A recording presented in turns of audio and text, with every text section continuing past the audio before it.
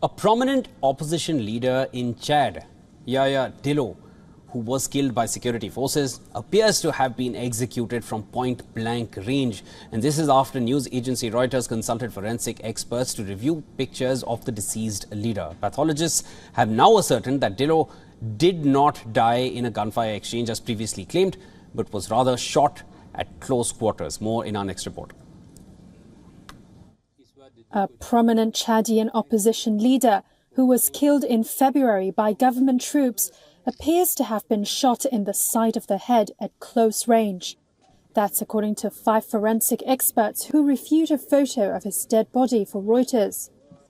The findings call into question statements by Chadian officials that Yaya Dillo was shot dead in an exchange of fire on February 28th, when security forces tried to arrest him at his party's headquarters in the capital.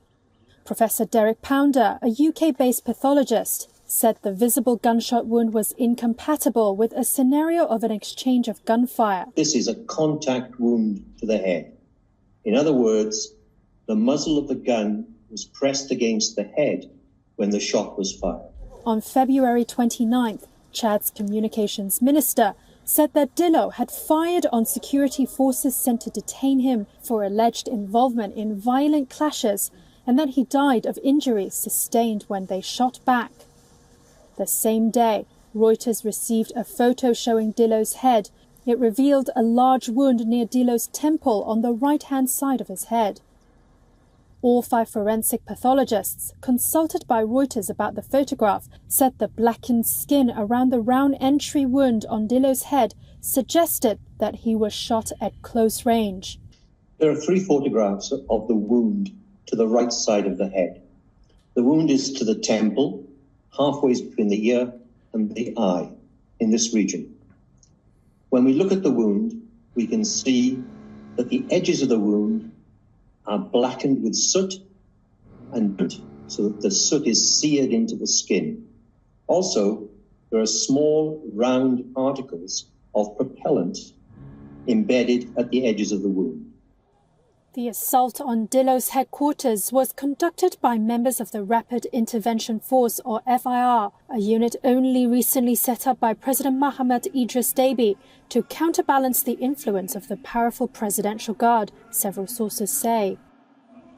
Hours before he was killed, Dillo said that the party officers were surrounded by FIR troops. "They want to kill us," he said in an audio recorded on February 28th.